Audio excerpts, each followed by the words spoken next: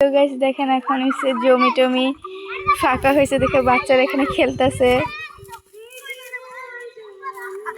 একবারে নাড়া কাটাচ্ছে, কেউ কেউ নাড়া কাটাছে, আবার বাচ্চারা আবার বসে বসে সাউন্ড বক্সে আবার গান শুনতেছে দেখেন।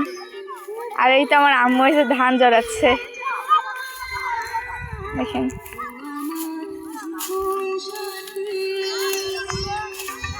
এই যে পুরো জমি কিন্তু ফাঁকা, ওই জুড়ে জুড়ে কিছু কাটতেছে।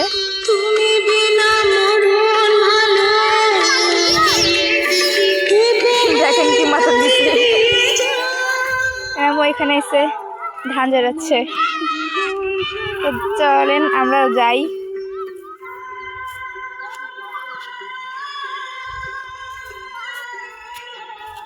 আম্মু এখানে আর কয়দিন ধান জড়ায়, মানে ধান শুকাইতে লাগবে?